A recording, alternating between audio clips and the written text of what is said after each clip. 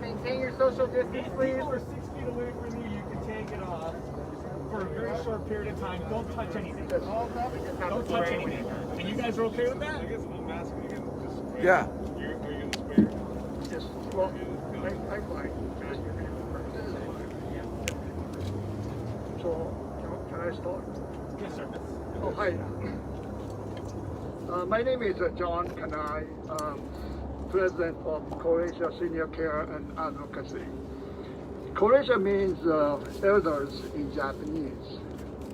Sakura Senior Care and Advocacy, along with many distinguished political representatives here, and many community organizations have signed a letter to the KO board, urging them to require the California Attorney General to extend the conditions of the sale. The conditions lasted for 5 years and expired on February 5th. Thus far, KO has not acted on this request made by an overwhelming number of SakuraICF residents, their families, and the community. Now, the residents of SakuraICF are forced with eviction, which can come anytime soon. We are opposed to the proposed closure of the only Japanese senior ICF in the nation. Thank you very much.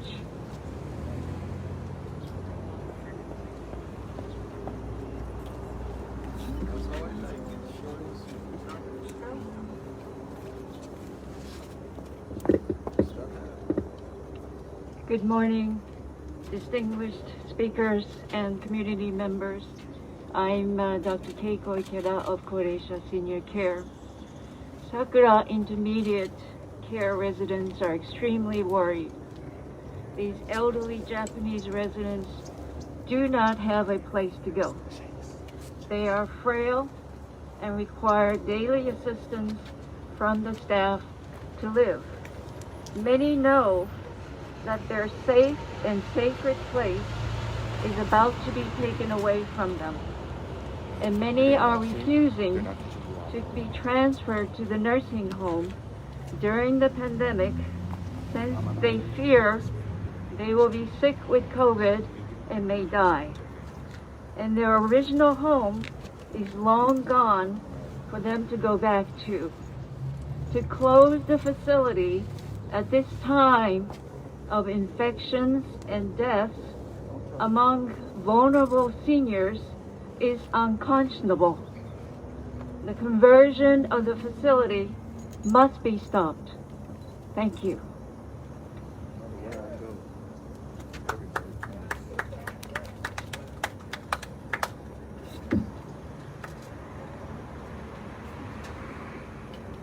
I'm going to ask everybody to step 6 feet apart. Mr. De Leon. And so that you could hear. My name is Miguel Santiago, Assembly Member for this area. Let me tell you why this is incredibly important. These Japanese American seniors have helped build this community, have stood side by side with us, have stood side by side with Mexican Americans, have stood side by immigrants of all walks of life. They've been here, built our community. They are friends, neighbors, fathers. They are important to our community. But the fight here represents the larger fight we're seeing all across our region. Big for-profit corporations coming in and kicking our people out. At a point in time when we're talking about social equity, we've got large corporations with no ties to our communities, simply seeking the bottom line, profit over people. But they chose the wrong people to pick on. They chose the seniors that we love. The people who have walked these neighborhoods with us, who have stood up for injustices, who have fought side by side with us. And simply because they're older today, and simply because they look different, and simply because they have a different language, and simply because they have a different history than their shareholders, than those who are demanding profit from this investment, simply because of all these reasons, they want to kick out those seniors who have made our community what it is today. I don't know how else to say it. It's just plain and simple, cold-blooded and cruel to kick out our seniors during a pandemic. Cold-blooded and cruel for the simple dollar. We're not going to stand by this. We're going to fight this at every level. We're going to fight through it in legislation that Mr. Marsucci and I are carrying to prevent this from happening. We're going to fight this at the local level because Mr. De Leon is not going to give up on this. We're going to fight this through every legal tooth we have through the AG's office. And we're going to fight this because our community is standing together, side by side, and we're going to say, stop gentrifying our neighborhoods. We represent the people who live here today, not some wealthy out of the region people who are going to come in and help gentrify and kick out our neighborhoods. La pelea ahora es importante, no solamente para nuestra comunidad, pero para todas las comunidades que tengan gente de bajos recursos, que vemos a compañías que entran a nuestros vecindarios y simplemente por el dólar nos quieren correr. Esta gente nos ayudó a hacer estos vecindarios y la comunidad como la tenemos ahora. Y ahora simplemente por un billete de dólar los quieren correr a la calle. Y nosotros cuando les preguntamos les decimos, ¿qué van a hacer con esta gente? Que vayan a la calle. O los movemos a otras facilidades. Pues déjenme decir lo que está pasando en otras locaciones. Esta compañía tiene un récord horrible de tener a su gente infectada de COVID. ¿Ahí los quieren mandar? No. O los quieren mandar a la calle. So let me be very clear. We're not going to stand for this. We're not going to let the seniors out on the street. We're not going to let them go to other facilities. So let's be clear, they're not good actors. They've had about 314 senior staffs who have been infected in other facilities, and about 113 who have died. That's not justice. This is cruel and cold-blooded, and we're not going to stand for it. And I want to introduce one of our champions, Mr. Marsucci, who is working with us on this issue, and who gave me a call and said, hey, let's do some legislation. And then said, let's fight it harder at every level. Mr. Marsucci. You've got the right sign. Hold up the sign so people can see it. Mr. Marsucci, can you also spell your name too, please, sir? All right. Thank you. Assemblymember Al Marsucci, M-U-R-A-T-S-U-C-H-I. Good morning, everyone. I want to make sure that everyone knows that today is a very historic day in the Japanese American community. 79 years ago, on February 19th, President Roosevelt issued Executive Order 9066 that led to the evacuation and the incarceration of over 120,000 Japanese Americans during World War II. 79 years ago, we didn't have any elected officials or community support, and so our community had to quietly be sent off to concentration camps. But today, we are all gathered with Assemblymember Santiago, Councilman Kevin De Leon, Supervisor Hilda Solis, and the entire community in Boyle Heights to say, hell no. Hell no. Hell no. That's right. Pacifica will not evict our seniors, especially during this pandemic. Assemblymember Santiago and I have introduced Assembly Bill 279, which will ban evictions or changes in conditions in these nursing homes, in these intermediate care facilities during this state of emergency. You know, I've reached out to all of the stakeholders in this long story that has gotten to where we are here today. I've talked with Warren Furtani. Where is Mr. Furtani? My mentor, Warren Furtani.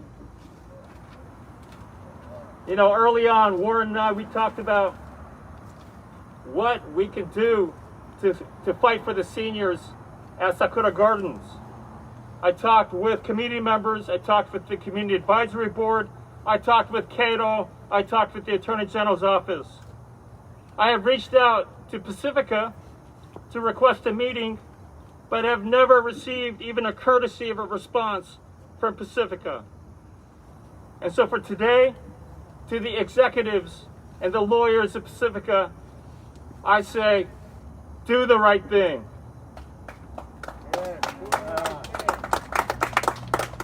These seniors at Sakura Gardens, they are our mothers, they are our fathers, they are our grandfathers, they are our grandmothers.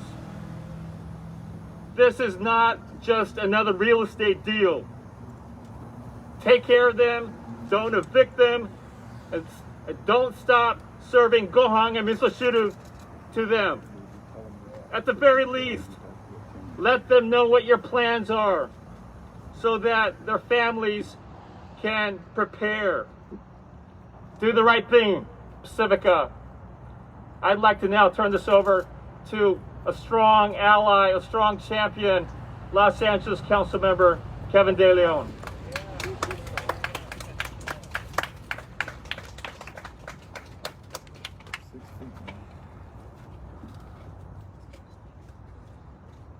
Good morning to each and every one of you. How are we feeling today? We got to do a little better than that. How are we feeling today? Better when we beat this. I want to give a very, very special thank you to our Assembly Member for Boyle Heights. That's no other than Assembly Member Miguel Santiago. Give a very special shout out to our friend, my colleague, my former colleague in the state legislature. That's no other than Assembly Member Al Morosachi. Thank you very much for your leadership. Thank you. And before I give my comments, I want to give a very special recognition to a warrior, a man who has committed his life to the human and civil rights of all individuals, the man who brought this to my attention, the man who brought this to all of our attention, and that is the former member of the California State Assembly member. Now I'm honored that he is working with me. That's no other than my warrior and leader, that is Warren Furutani. Warren Furutani, right across the street. Thank you very much, Brother Warren. Here in Boyle Heights, the Cato retirement home, now known as Sakura Gardens, has been serving the Japanese American community for decades. It's been an institution that Japanese Americans could count on to provide for care for their seniors, their parents and grandparents, and to provide that care in a culturally competent manner that's respectful of Japanese traditions and norms. Now, at the time, Pacifica Companies purchased Cairo back in 2016. There was already a concern that this property developer would erase all of that. So Pacifica was acquired by the Attorney General's office to maintain the services Sakura Gardens' previous owner provided the community for at least the last 5 years. Needless to say, none of us ever fathomed the very thought at the time that we'd be in the midst of a global pandemic. And even a year ago, it seemed to reason that nothing would change, particularly a closure or relocation of residents as COVID-19 raged on throughout 2020 and only hit a national peak just 3 weeks ago in the closing days of the 5-year sunset clause of Sakura Gardens. Yet Pacifica, as we know today, is gearing up to close portions of Sakura Gardens facilities, relocate these women and men, and convert the immediate care facilities into multi-family residential units at market rates. What all of us would agree is an unconscionable act to force the existing residents out of this viable facility at the height of a global pandemic that continues to devastate our aging adults, which is actually happening today. Pacifica's plans to close the intermediate care facility and force the relocation of many vulnerable seniors might be nothing short of a death sentence. We know that the vast majority of individuals who have died in California and throughout the country have died from assisted nursing living homes. These actions, as we know, are both dangerous as well as potentially deadly. Our society already wrongly treats our aging population, our grandmothers and our grandfathers, our aunts and uncles, our mothers and our fathers, an aging population as something to hide, marginalizing those who have worked and sacrificed their entire lives to build a better world for the next generation. And I think we all agree collectively that they deserve better. Now let me add one more fact that punctuates the cruelty of this experience at Sakura Gardens. This facility provides care for most vulnerable in my district, all Japanese American seniors, including former internment camp survivors, whose families were forcibly relocated as youth.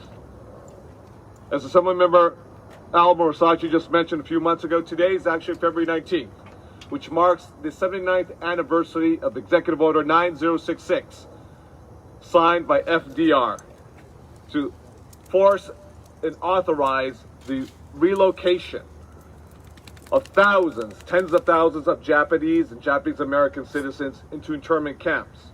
And here we are, February 19th, 2021, 8 decades later, fighting to protect some of the same people whose rights and dignity were stripped of them 8 decades ago. It's unfathomable that these seniors face yet another forced relocation in their twilight years during a global pandemic. Pacifica Companies, especially its chairman and founding principal, Mr. Ash Israni, has ignored my repeated phone calls and emails to request a discussion over options to delay relocations and ensure these senior citizens are protected from becoming infected with COVID-19. Effectively, Pacifica is proving that they are making profits the priority over the well-being of our residents in Boyle Heights. And you can be sure that I'll fight like hell with my brothers and sisters in the state legislature, with my brothers here today, Miguel Santiago and Al Murasachi, to protect the needs of my constituents, our constituents, over the profits of a company that shows little regard for people they supposedly serve. I want to say that we will fight together, collectively, to do everything within our power to protect the human condition of the most vulnerable, of the most marginalized. Como dijo mi compañero Miguel Santiago hace unos momentos, estamos aquí colectivamente para defender los derechos de aquellas personas, los más vulnerables entre nuestra población, nuestra sociedad, aquellas personas de la tercera edad. Estas personas, más de 200 mujeres aquí, teman el desalojo, teman que en algún día en el futuro no muy lejano se quedarán en las calles, solas, vulnerables. Por eso estamos aquí colectivamente para hacer todo lo posible para luchar por el bienestar de esas mujeres. No nos queda otra.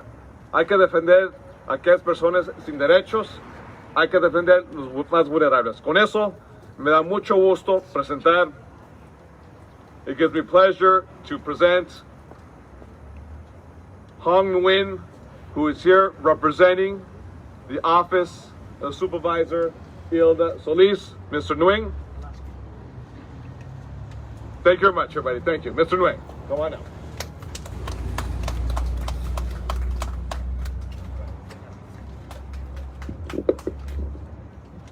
Hello, everyone.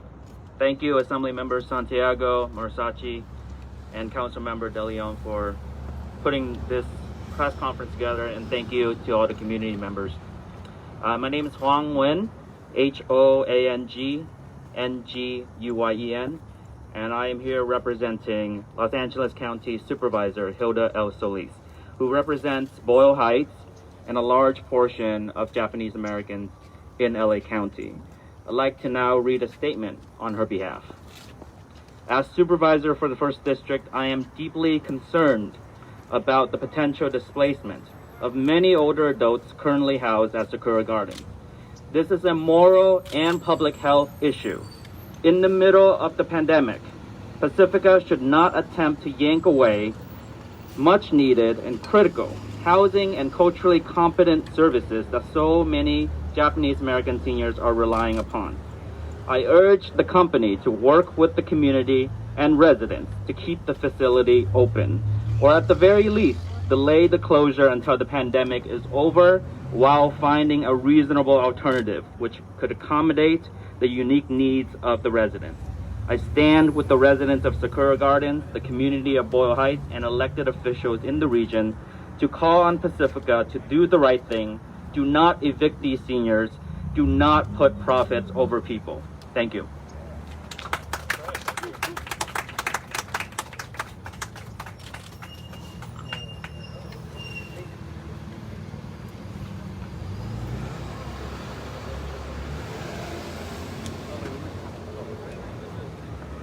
Hamilton Cloud from the office of Congresswoman Maxine Waters. Hamilton? Good morning, everyone. My name is Hamilton Cloud, that's spelled C-L-O-U-D, and I'm the Special Projects Director for Congresswoman Maxine Waters. The Congresswoman wanted to express her thanks to Assemblymember Santiago, Assemblymember Marisucci, Councilmember De Leon, and the community organizations involved to invite us here this morning. 5 years ago, Congresswoman Waters and Congresswoman Judy Chu participated with a number of community organizations to express their opposition to the sale of Cairo and its 4 facilities to Pacifica for this very reason, that they were worried that the culturally sensitive care that was provided by Cairo would fall victim to financial interests. And sure enough, here we are 5 years later with the possibility of this becoming very, very real with the conversion plans that Pacifica has. Yes, all right.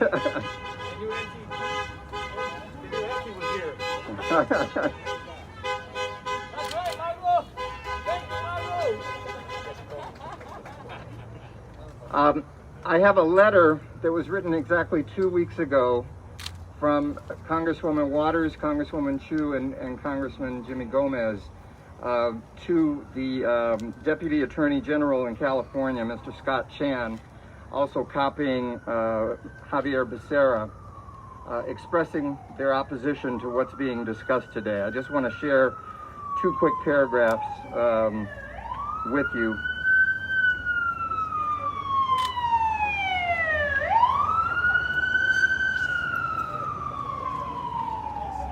And if you didn't get a copy of this, please let me know and I'll be sure to share it with you. Dear Mr. Chan, we write to express our deep concerns about the health and well-being of the residents of the 4 former Cairo elder care facilities, most of whom are vulnerable elderly Japanese Americans, and to oppose Pacifica Companies' plan to close the Sakura Intermediate Care facility, which is where we are today. Given these circumstances, we support the request of the Croatia Senior Care and Advocacy Group that you prevent the closure of the ICF until Pacifica is able to demonstrate that there are adequate alternative culturally sensitive and affordable facilities to which the residents of the ICF can be transferred without fear of COVID contagion. Furthermore, we respectfully request that you insist on certified compliance with the Attorney General's conditions that were issued 5 years ago for all 4 facilities for a full 5-year period. And again, this letter was written at the request of Croatia, and it was signed by Maxine Waters, Judy Chu, and Jimmy Gomez. Thank you very much. Hey, Santi. Introducing next Tracy Imamura with Save Our Seniors organization. Thank you. Yeah. Let's go. Give it to him.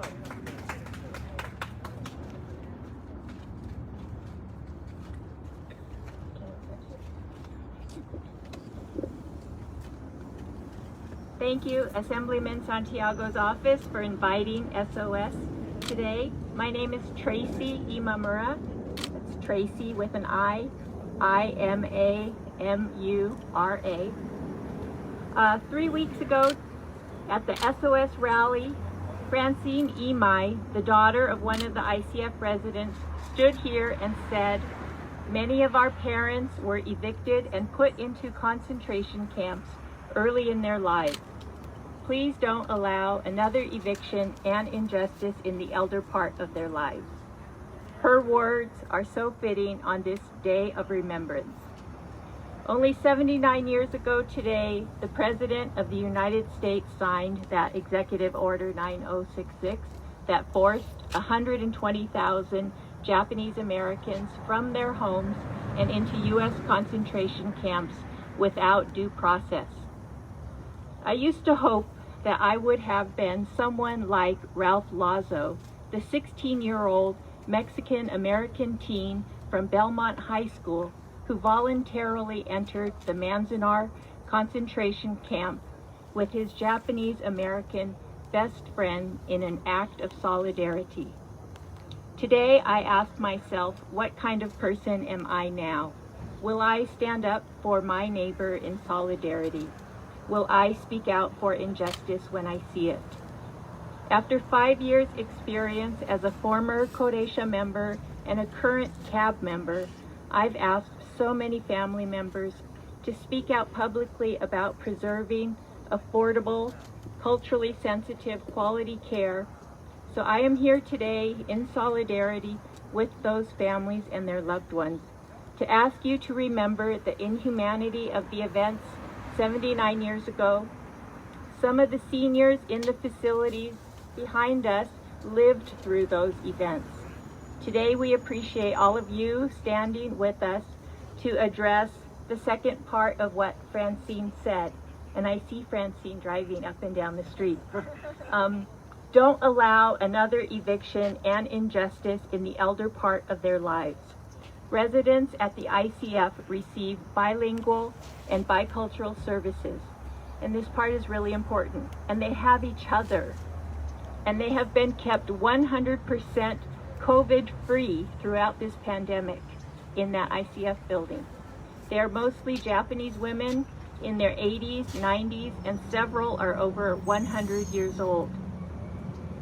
In contrast to ICF's COVID status, Pacifica has proposed these elders move from ICF to another Pacifica-owned facility, the KI Los Angeles Nursing Home. KILA is currently what they call a designated COVID-19 nursing home, which means they admit COVID-positive patients from hospitals, and now it may be the deadliest COVID nursing home in California. Without bilingual, bicultural care in a COVID-free alternate facility, the ICF residents cannot safely be moved.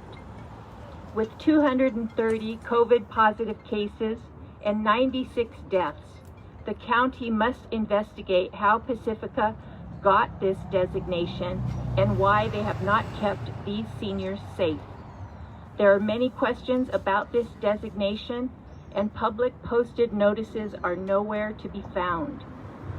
Please come out next Thursday, February 25th at 11 a.m. at the KILA Nursing Home in Lincoln Heights to remember over 100 lives lost at Pacifica's KILA and KI South Bay nursing homes, and to shed light on these designated COVID-19 nursing homes. In closing, SOS likes to thank Councilman Kevin De Leon, respected friend and senior advisor to the Councilman, Warren Furutani. Hi, Warren. State Senator Maria Elena Durazo, Assemblyman Miguel Santiago, Assemblyman Elmer Tsuchi, for your support, commitment, and effort. We also want to thank Boyle Heights Neighborhood Council, Mr. David Silvas, Mr. Carlos Montes,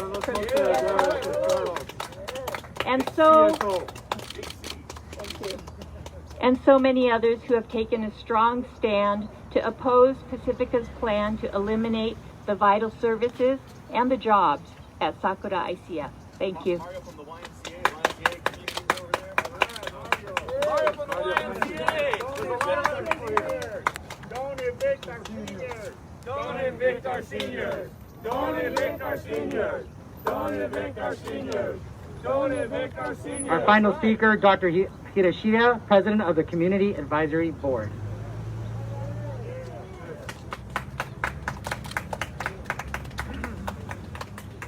Hi, I'm Ken Hayashida. My last name is spelled Hayashida. I want to thank the elected officials, Mr. De Leon, for helping to organize this. Mr. Murasuchi, thank you for your leadership. For the last 5 months, I've been honored to be the chairman of the Community Advisory Board that's providing feedback from the community to Pacifica and to Cato regarding the transaction from 2016. It's great to be able to communicate with our elected officials. Thank you for your constituent services and your work. This has been a very difficult year with COVID. This location has two different facilities, Sakura Gardens Assisted Living Facility and Sakura Intermediate Care Facility. The Intermediate Care Facility on the right is where my great-grandmother lived for 10 years here in Boyle Heights. And as a USC graduate, I lived here in Boyle Heights when I attended the LA County USC training program for doctors. So I really love this neighborhood, and we just really appreciate everything you guys are doing for the elderly here. All right. Don't evict. That's why we're here. That's why we're here. So, my great-grandmother lived here for 10 years. My grandfather donated the fish for the pond here. So it really is heartbreaking when you talk about the loss of this facility and the loss of jobs for the people of Boyle Heights who have done their job. These people in Boyle Heights have done their work. The ICF is the first facility in the world to have a cohort of elderly Japanese people in the United States, anywhere on earth.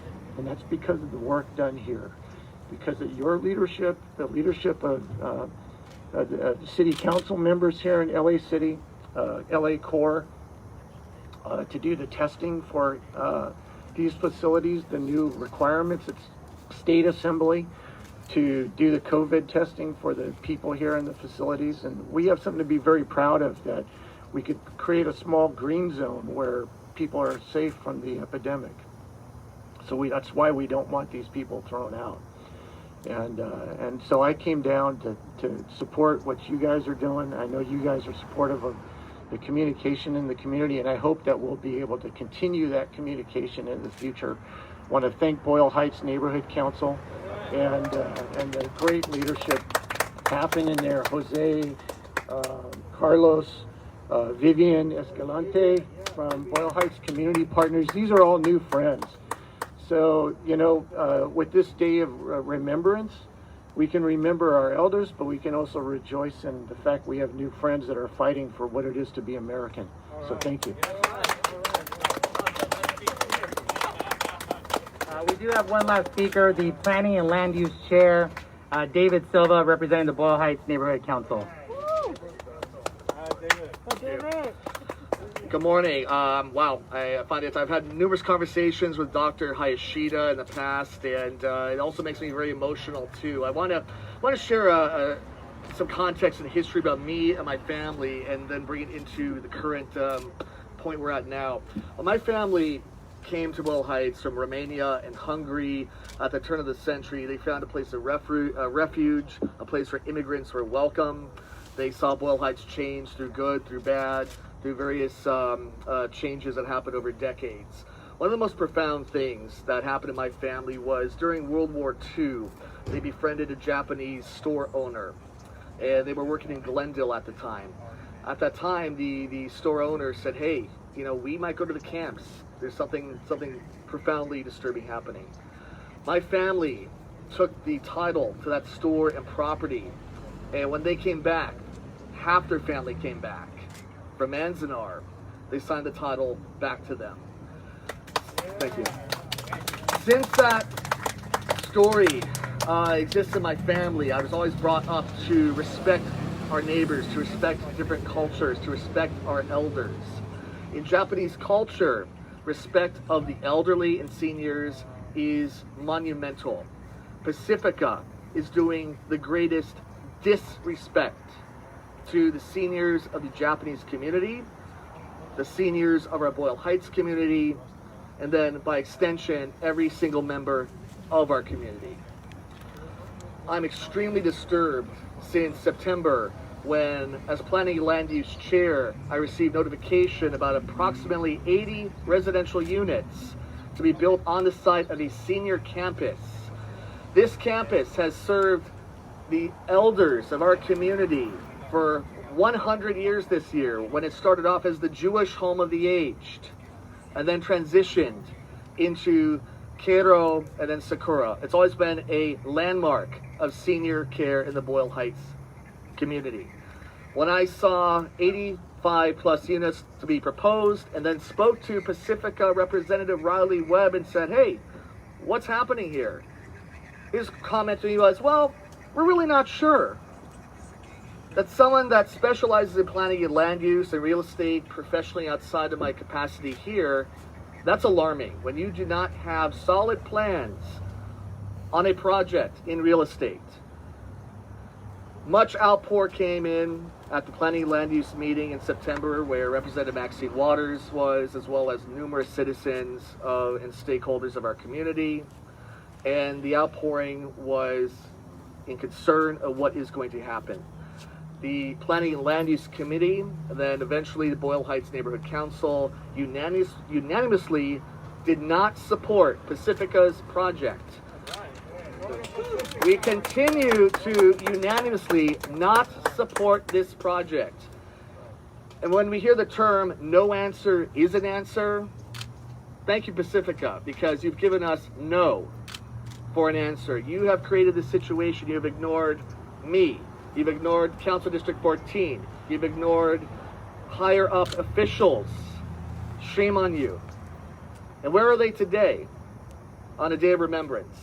I find it ironic that, again, these vulnerable seniors have to go through this again with the possibility of being ripped out from their home. Maybe not today, maybe not 6 months from now, maybe not a year from now, but to have that torture of fear about being displaced again is unconscionable. I personally do not support what's happening, and I want to remind everyone again, the Boyle Heights Neighborhood Council does not support the project, and thank you for everyone for your time today. Thank you.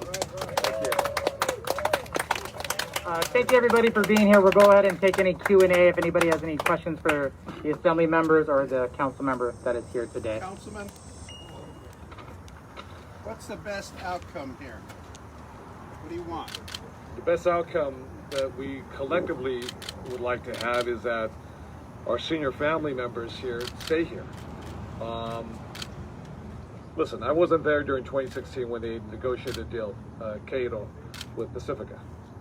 But I don't think it takes a genius or rocket scientist to figure out that if there's only a 5-year lease on life with regards to our seniors who live here, that 2021 would be looming on the horizon, and eventually this time would come. Now we're in the midst of a global pandemic, so the best outcome is that they stay here. They've been living here for decades. Their family, they have close, tight bonds. And we know that with our senior citizens, once they're relocated, once you separate those bonds from each other, that their lifespan, accelerates quite dramatically. So we want them to stay here. This is their neighborhood. This is where they belong. They don't belong elsewhere. They don't belong in other assisted homes, other nursing homes. We know what the COVID-19 infection rates have been like throughout the city. We want them to stay here. This is their home. And just to be clear, we're talking about 2 facilities here, so we're talking about the ICF specifically and not... We've got 2 facilities. We've got the ICF, which is a little more intensive, and then we got the nursing facility here, which is less intensive for senior citizens. You're absolutely correct. Overall, there's a little over 200. When you break it down, I think the majority or the minority will be in the ICF unit.